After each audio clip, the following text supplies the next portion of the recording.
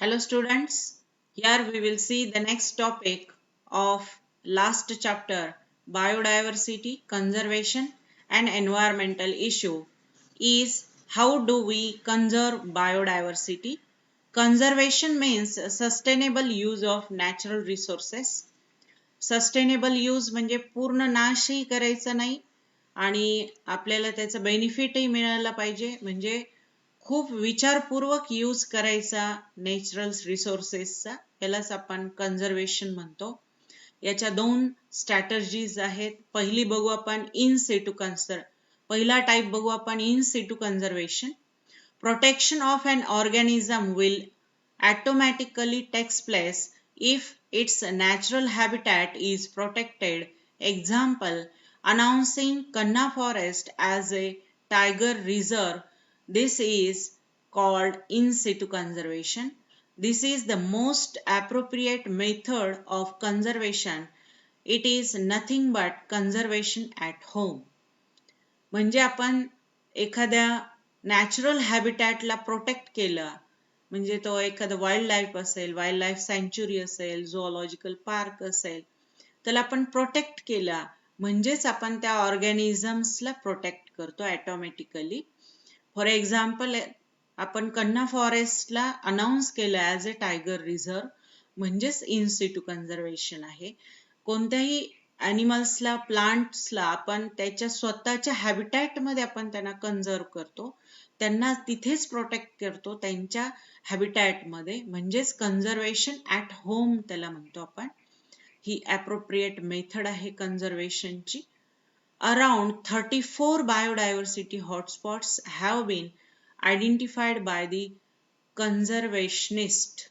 म्हणजे जवळजवळ world wide 34 biodiversity hotspot आहेत जे डिस्कवर झालेले आहेत. There are the regions with high species richness as well as density. High species richness म्हणजे व्हरायटी ऑफ स्पेसिस दिसतात जिथे आपल्याला आणि खूप साऱ्या नंबर्स मध्ये दिसतात, डेन्सिटी पण जास्त असते. These area need to be protected strategically to setting legislative measures apart from awareness and conservation. हे जे एरिया आहेत आपण प्रोटेक्ट करायचंय त्यांना एक स्ट्रॅटजी आपण सेटअप करायची आणि त्याच्यामधून त्यांना प्रोटेक्शन प्रोव्हाइड करायचं. फक्त अवेअरनेस नाही आणायचं लोकांमध्ये किंवा कन्झर्व करायचं म्हणून नाही करायचं, तर कायदेशीर कारवाई करायची, आपल्याला लेजिस्लेटिव्ह मेजर अप्लाय करायचे. जर का कोणी त्या हॉटस्पॉट रिजन मध्ये जाऊन हंटिंग केलं किंवा अपरूटिंग केलं ऑर्किडचं तर त्यांना दंड मिळाला पाहिजे. तर असं कायदेशीर त्यांच्यावर कारवाई झाली पाहिजे. यालाच म्हटलं जातं लेजिस्लेटिव्ह मेजर. तर हा मेन अशा प्रकारे आपण इन सिटू कन्झर्वेशन करू शकतो त्यांच्याच हॅबिटॅटमध्ये. In situ conservation also include introduction of varieties traditionally used into farming and horticulture. Example, in Maharashtra, Paura tribals in Satpura have protected varieties of corns with different colored kernels. म्हणजे in Situ conservation मध्ये आणखी एक variety येते, ती म्हणजे आपण traditional variety conserve करून ठेवू शकतो, तिला आपण इंट्रोड्यूस करू शकतो, जी आपण फार्मिंग आणि हॉर्टिकल्चर मध्ये वापरतो. फॉर एक्झाम्पल महाराष्ट्रामध्ये पावरा ट्रिबल्स म्हणजे पावरा आदिवासी जे आहेत त्यांनी सातपुडामध्ये प्रोटेक्ट केल्यात या कॉर्नच्या म्हणजे मक्याच्या व्हरायटीज त्यांनी प्रोटेक्ट करून ठेवल्यात ज्या डिफरंट कलरच्या कर्नल्स तयार करतात. In India has 3 of worldwide biodiversity hotspots. The areas with high density of biodiversity. Hotspot means high density of biodiversity. जिथे खूप बायोडायव्हर्सिटीची डेन्सिटी असते त्यांना आपण हॉटस्पॉट म्हणतो. 3 आहेत आपल्या इंडियामध्ये. Western Ghat, Indo Burma and eastern Himalaya. लक्षात ठेवायचे, 1 मार्क्सला वगैरे क्वेश्चन विचारले जाऊ शकतात. Give and list the names of Indian hotspot. तर 2 लिहिले तर 1 मार्क मिळू शकतो किंवा मग 2 मार्काला वगैरे हॉटस्पॉट्स ऑफ इंडिया असं पण विचारलं जाऊ शकतं. तर 3 प्रकारचे हॉटस्पॉट आहेत इंडियामध्ये आपल्या Western Ghat, Indo-Burma and Eastern Himalaya. It has been estimated that protection of these diversity rich hotspots could reduce extinction rate by almost 30%. जर आपण जिथे खूप हाय डेन्सिटी आहे डायव्हर्सिटीची त्या एरियाला त्या हॉटस्पॉटला आपण प्रोटेक्ट केलं, खूप कायदेशीररित्या तिथे आपण कार्यवाही केली, प्रोटेक्शन दिलं त्या डायव्हर्सिटीला, त्या हॉटस्पॉटला, तर एक्सटिंक्शनचा रेट खूप जास्त कमी होतो, 30% जवळजवळ तो कमी होतो. India at present has 14 biosphere reserves, 90 national parks, 448 wildlife sanctuaries. In Maharashtra, there are 5 national parks, 11 sanctuaries. म्हणजे जवळजवळ आपल्या इंडियामध्ये 14 बायोस्फेअर रिझर्व आहेत, 90 नॅशनल पार्क आहेत, 448 वाईल्ड लाईफ सँच्युरीज आहेत आणि आपल्या महाराष्ट्रामध्ये 5 नॅशनल पार्क आहेत आणि 11 सँच्युरीज आहेत. Indian culture and traditions are always connected with nature and ritual are laid down to protect biodiversity. आपल्या इंडियाचं जे कल्चर आहे आणि ट्रॅडिशन आहे, आपल्या नेचरला आणि आपल्या रीती परंपराला आपण प्रोटेक्ट करतो. या बायोडायव्हर्सिटीला प्रोटेक्ट करण्यासाठी आपण खूप साऱ्या परंपरा, रूढी अंमलात आणतो, आपल्या कल्चरमध्ये आहेत, त्या ट्रॅडिशनमध्ये आहेत. In many cultures, stretches of forest were set aside and protected in the name of Almighty, which are called sacred groves. आपल्या बऱ्याच कल्चरमध्ये एक फॉरेस्टमध्ये एक छोटेसे म्हणजे आपण फ्रॅगमेंटेशन कन्झर्वेशन म्हणू शकतो आपण, फॉरेस्ट फ्रॅगमेंटेशन, छोटासा एरिया फॉरेस्टचा त्याला बाजूला ठेवलं जातं, त्याला प्रोटेक्ट केलं जातं आणि त्याला स्केड ग्रूव्ज म्हणतात. ते आपले म्हणजे स्केड ग्रूव्ह म्हणजे ज्याच्यावर आपली श्रद्धा असते, ते जे आदिवासी असतील त्यांच्या भावना असतील त्या एखाद्या प्लांट विषयी, त्या प्लांटला ते दैवत मानत असतील तर त्या प्लांटची एक ब्रांच सुद्धा ते कोणाला तोडू देणार नाही, त्या पूर्ण एरियाला ते प्रोटेक्ट करतात स्वतः. अशा फ्रॅगमेंटेशनला त्या फॉरेस्टच्या छोट्या तुकड्याला आपण काय म्हणतो, scared ग्रूव्ज. Such scared grooves are found in Khasi Jaintia Hills in Meghalaya, Western Ghat region of Maharashtra and Karnataka, Aravalli Hills of Rajasthan, Bastar, Chandana, Chanda and Surguja area of Madhya Pradesh. इथे आपल्याला खूप साऱ्या screed groove सापडतात, म्हणजे ज्याच्यावर या आदिवासींची खूप सारी श्रद्धा असते, ते त्याला पवित्र मानतात, त्या प्लांट्सला, त्या पूर्ण एरियाला जिथे त्यांच्या प्लांट्स आहेत त्यांना त्या प्रोटेक्ट करतात. कोणाला एक छोटीशी ब्रांच सुद्धा ते कट करू देत नाही, त्या एरियाला आपण म्हणतो sacred groves. Sacred groves the only chance of survival of some endangered varieties of animals and plant species. त्या एरियामध्ये, त्या छोट्याशा एरियामध्ये सर्वाइव्ह होतात खूप सारे endangered varieties animalच्या आणि प्लांटच्या. Tribals do not allow to cut even a single branch of tree from screed groove. आदिवासी त्या स्क्रीड ग्रूव्ह मधून कोणाला एक छोटीशी ब्रांच सुद्धा कट करू देत नाहीत. But with the increased lust and greed, are scared groove safe? We must think about it. परंतु आता जी वाढती पॉप्युलेशन आहे, ज्याच्यामध्ये आपण लोकांना लाच लुचपत देतो आणि त्याच्यामध्ये हे काही स्क्रेड ग्रूव्ह सेफच राहतील असं नाहीये, याचा विचार करायला पाहिजे आपण. Then next type of conservation is ex situ conservation. Sometime when a species is critically endangered, species measures have to be undertaken to protect it. It might be protected in captivity as one of the measures of protection. This is called as ex situ conservation. ज्या critically CED म्हणतो आपण ज्यांना, म्हणजे critically endangered species, यांना आपण protect करायचं आहे. त्यांना कॅप्टिव्हिटी मध्ये आपण प्रोटेक्ट करायचं, म्हणजे बंदिस्त एरियामध्ये. समजा एखादा ॲनिमल असेल त्याला झूऑलॉजिकल पार्क मध्ये, किंवा एखादी प्लांट असेल तिला आपण टिश्यू कल्चर लॅब मध्ये, किंवा तिला बॉटॅनिकल गार्डन मध्ये, म्हणजे त्यांच्या नॅचरल हॅबिटॅट मध्ये नाही आपण प्रोटेक्ट करत आहे. त्यांना पारतंत्र्यामध्ये, म्हणजे त्यांना एका बंदिस्त एरियामध्ये आपण प्रोटेक्ट करतो, म्हणजेच कॅप्टिव्हिटी मध्ये आपण त्यांना प्रोटेक्ट करतो. यालाच म्हटलं जातं एक्स सिटू कन्झर्वेशन, म्हणजे त्यांच्या हॅबिटॅटच्या बाहेर, नॅचरल हॅबिटॅटच्या बाहेर आपण त्यांना कन्झर्व करतो आपल्या कॅप्टिव्हिटी मध्ये. In this type of conservation, living beings are protected away from their natural habitat in special settings.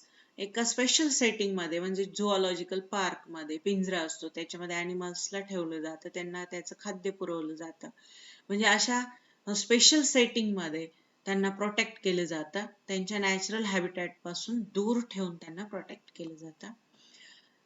Wildlife safari park, zoological parks, botanical gardens serve these purposes. Ex situ conservation चे हे example आहेत. Wildlife safari park, zoological park, botanical garden.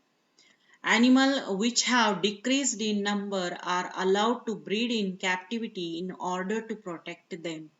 ज्या ॲनिमल्सचे number कमी होत चालले त्यांना कॅप्टिव्हिटी मध्ये breed केलं जातं आणि त्यांना प्रोटेक्ट केलं जातं. एक्झाम्पल आहे याचा क्रोकोडाईल बँक ऑफ चेन्नई. चेन्नईमध्ये आपण लॅब मध्ये एका ठराविक एरियामध्ये त्यांना कन्झर्व केलं कॅप्टिव्हिटी एरियामध्ये, आणि त्यांना ब्रीड केलं, अलाउ केलं ब्रीडिंग, आर्टिफिशियल ब्रीडिंग करून आपण त्यांचे उत्पन्न वाढवलं. नंबर ऑफ क्रोकोडाईल्स तयार केले. या क्रोकोडाईल बँक म्हणतो आपण, चेन्नईमध्ये आहे ती. Seed banks are established to conserve wild varieties of food grains and vegetable.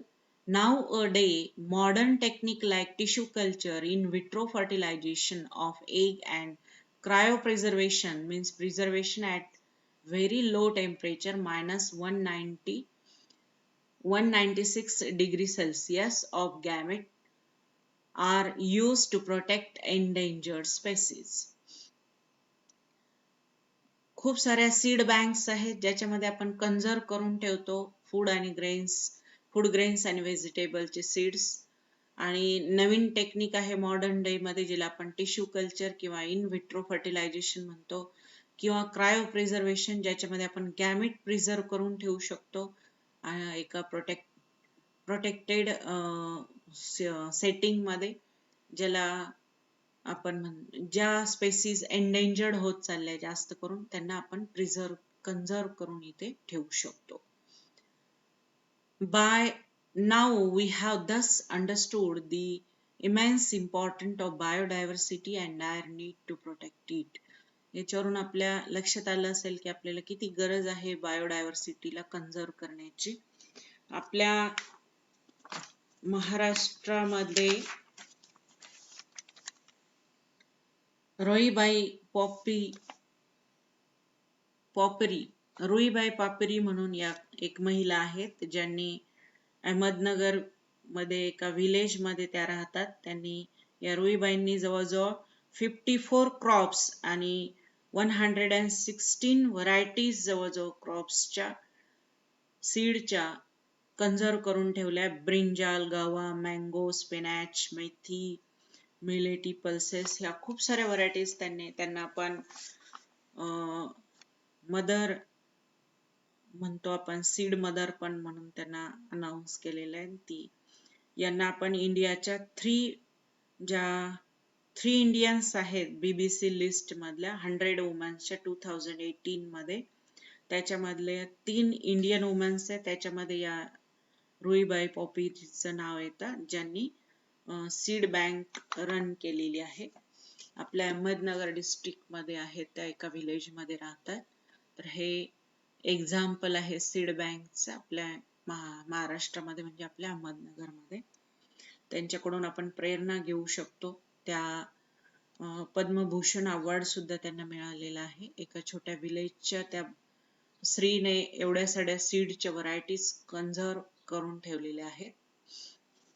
Then next is the Biological Diversity Act. In India, what is the need of Biological Diversity Act? Because of for conservation of biodiversity, India participated in Earth Summit Rio de Janeiro and is a party to Convention on Biological Diversity. जे union हा एक प्रकारचा convention आहे biological डायव्हर्सिटीचं. CBD म्हणजे convention on biological diversity 1992 मध्ये आपण ही establish झालेली ही party, जिला आपण अर्थ सुमित या नावाने ओळखलं जातं, जिला रिओ डी जेनेरिओ सुद्धा म्हणतात. खूप साऱ्या कंट्रीज याच्यामध्ये पार्टिसिपेट आहेत. आपल्या इंडियाने सुद्धा याच्यामध्ये पार्टिसिपेट केला आणि यांच्या अंडरच आपण हा ऍक्ट तयार केलेला आहे. In order to provide framework for the sustainable management and conservation of our country natural resources, government passed Biological Diversity Act BD Act in year 2002 in compliance with CBD. या CBD च्या complaint वरून आपण biological act एक biological diversity act तयार केला 2002 मध्ये, या year मध्ये. या ऍक्ट नुसार आपण एक फ्रेमवर्क तयार केलेला आहे. सस्टेनेबल मॅनेजमेंट म्हणजे पूर्णपणे यूज न करता एक ठराविक मॅनेजमेंट मध्ये यूज करायचा आहे नॅचरल रिसोर्सेसचा. आपल्या ज्या कंट्रीमध्ये आहेत त्याचं कसं कन्झर्वेशन करायचं यासाठी गव्हर्नमेंटला एक फ्रेमवर्क प्रोव्हाइड केले जातं. पास केलेला आहे हा ऍक्ट त्यांनी. या फ्रेमवर्क साठीचा त्याला आपण बायोलॉजिकल डायव्हर्सिटी ऍक्ट म्हणतो, BD ऍक्ट, जो 2002 मध्ये तयार झाला कोणाच्या कंप्लेंट नुसार, CBDच्या. The law broadly defines biodiversity as a plant, animal, microorganisms and their parts, their genetic materials and byproducts. It excludes value-added products and human genetic material. या law मध्ये biodiversity define केली गेलेली आहे. त्याच्यामध्ये सगळ्या प्लांट्स, ॲनिमल्स, मायक्रो ऑर्गॅनिझम येतात, त्यांचे parts येतात, जेनेटिक मटेरियल येतं, त्यांचं बाय प्रोडक्ट येतं. फक्त काय घेतलेलं नाहीये याच्यामध्ये बायोडायव्हर्सिटी मध्ये, या लॉ मध्ये त्यांनी, तर काय काय सोडून दिलंय तर व्हॅल्युएबल प्रोडक्ट जे आहेत, व्हॅल्यू ऍडेड प्रोडक्ट जे आहेत ते त्यांनी एक्सक्लूड केले म्हणजे सोडून दिले, आणि ह्युमन जेनेटिक मटेरियल पण याच्यामधून काढून टाकलेले आहे. Then regulation of access to Indian biological resources as well as scientific cataloging of traditional knowledge about ethnobiological materials were the main objective for proposing this act. या ऍक्टचं मेन ऑब्जेक्ट आहे ते म्हणजे regulation of access to Indian biological resources. म्हणजे आपले जे Indian biological resources आहेत त्यांच्यावर control ठेवायचं, त्यांचं रेग्युलेशन करायचं एका ठराविक रूल्सच्या थ्रू. असेस म्हणजे कंट्रोल अंडर रूल मध्ये राहून, कायद्यामध्ये राहून त्यांना आपण त्या रिसोर्सेसला कन्झर्व करायचं आहे, त्यांना प्रोटेक्ट करायचंय. सायंटिफिक कॅटलॉगिंग करायचं ट्रॅडिशनल नॉलेज जे आहे आपल्याकडे या इथनॉलॉजिकल मटेरियलचं. इथनॉलॉजिकल मटेरियल म्हणजे असं मटेरियल की जे लिव्हिंग थिंग पासून आपण मिळवतो, त्या मटेरियलचं जो ट्रॅडिशनल नॉलेज आहे, परंपराने आपल्याकडे जे चालत आलेले मागून आपल्याकडे, ते नॉलेज कॅटलॉगिंग करायचं आणि जे नॅचरल रिसोर्सेस आहेत त्यांना रूल रेग्युलेशन तयार करून त्यांना असेस करायचं. हे मेन याचा ऑब्जेक्ट आहे या ऍक्टचा. A three-tier system has been established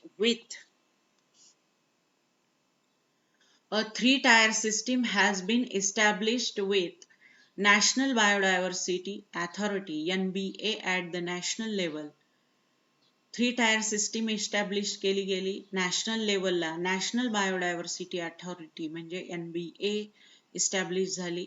the state biodiversity board म्हणजे SBBS म्हणतो आपण ज्याला, हे स्टेट लेवलला इस्टॅब्लिश झाला. Then biodiversity management committee BMCS म्हणतो आपण त्याला. तर ही local level at the local level of for approval of utilization of any biological resources for commercial and research purposes. BMC मधून आपल्याला परवानगी घ्यावी लागते. कशालाही आपण छोटीशी आपली स्वतःची जागा असेल तिथे घर बांधायचं आहे किंवा आपल्याला आपल्या रोडवर एखादं झाड असेल ते कट करण्यासाठी सुद्धा आपल्याला परवानगी घ्यावी लागते.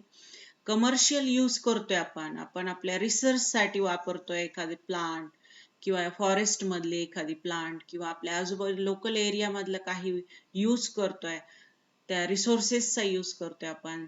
समजा एखाद्या पॉन्डचा यूज करतोय, रिसर्च करतोय आपण तिथल्या फिशेसवर, तर ते सुद्धा आपल्याला BMC ची परमिशन घ्यावी लागते. या 3 लेवलला, लोकल लेवल म्हणजे BMC, स्टेट लेवलला SBBS आणि नॅशनल लेवलला आहे NBA. It is mandatory for foreigner, NRI as well as Indian citizen. आणि हे सगळ्यांसाठी कंपल्सरी आहे. मग ते फॉरेनर असतील, NRI असतील किंवा इंडियन सिटीजन असतील. Institution to seek permission from NBA before exploiting local resources. म्हणजे लोकल रिसोर्सेसचा आपण आपल्या कमर्शियल यूज साठी, आपल्या रिसर्च साठी जर यूज करतोय तर त्यासाठी आधी परमिशन घ्यावी लागेल NBA ची. मग ते फॉरेनर असतील किंवा NRI असतील किंवा आपल्या इंडियन सिटीजन असतील, त्यांना ही परमिशन घ्यावीच लागते. ती मॅन्डेटरी आहे, ती कंपल्सरी आहे. NBA has a power of civil court. Not seeking approval of NBA can incur jail and fine up to 10 lakh rupees. म्हणजे जर आपण या रिसोर्सेसचा यूज करतोय विदाउट BMC परमिशन किंवा विदाउट NBA परमिशन, तर या NBA ला पॉवर आहे, सिव्हिल कोर्ट मध्ये जाऊ शकते त्या माणसाच्या अगेन्स्ट, आणि त्यांनी जर घेतली नसेल परमिशन तर त्यांना जेल पण होऊ शकते आणि 10 लाख रुपये दंड पण होऊ शकतो. हे या NBA ला याची ऑथॉरिटी आहे.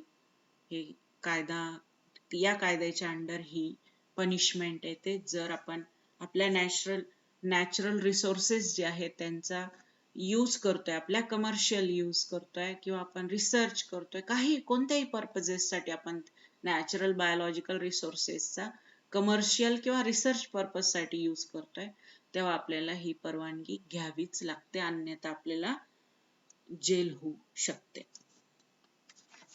देन एक डॉक्टर आहेत, एक सायंटिस्ट ज्यांना म्हटलं जातं डॉक्टर अकिरा मियावाकी, जे जपानिस्ट आहेत. जपानमध्ये ज्यांनी फॉरेस्ट मध्ये प्लांटेशन केलं, डेन्स प्लांटेशन केलं. यांनी अशी लँड निवडली की जिचा यूजच होत नव्हता. थोडक्यामध्ये जिथे माळरान आहे, जिथे प्लांटेशन होतच नाहीये, खूप जी सॉइल आहे ती लायक नाहीये प्लांटेशन साठी, अशा सॉइलला त्याने अपरूटिंग केलं. तिथे सॉइलचे लेयर अगोदर ते खणून काढली तिथली सॉइल, तिथे नवीन सॉइलचे लेयर टाकले, ती चांगली उपजीविक अशी ती जमीन बनवली आणि तिथे प्लांटेशन केलं. असे सिबलिंग्स जवळजवळ लावले, खूप जवळजवळ झाडं लावली की ज्याच्यामुळे जी पाणी जे असेल ते पाणी इव्हॅपोरेशन जे आहे सॉइल मधल्या पाण्याचं ते कमी होईल, कारण तिथे सनलाइट खालीपर्यंत पोहोचणार नाही. खूप जवळजवळ झाडं लावली आणि जवळजवळ 3 वर्ष त्यांना केअरची गरज असते, त्या प्लांटेशनला केअर करण्याची. 3 वर्षानंतर मग तिथे सुंदर असं प्लांटेशन, नॅचरल सिलेक्शनला सुद्धा मोड एक आपण अपॉर्च्युनिटी देऊ शकतो. आणि मोठ्या ज्या सिटी आहेत मुंबई किंवा बेंगळुरू, इथे पण या पद्धतीनेच प्लांटेशन केलं गेलेलं आहे, ज्याला डेन्स प्लांटेशन म्हणतात. तर ह्या ज्या डेन्स प्लांटेशन मध्ये हे जवळजवळ लावलेली झाडं आहेत ती आजूबाजूला पसरत नाही, ती उभी वाढत जातात, सरळ सरळ उंच वाढत जातात. डेन फॉरेस्टिंग किंवा डेन्स प्लांटेशन म्हटलं जातं. तर असे कन्झर्वेशनचे मेथड आहेत आणि हा रूल आहे, ऍक्ट आहे, ज्याला म्हटलं जातं बायोलॉजिकल डायव्हर्सिटी ऍक्ट, जो 2002 मध्ये अप्लाय केला गेला. Thank you very much. इथे आपला हा चॅप्टर संपतो. Thank you.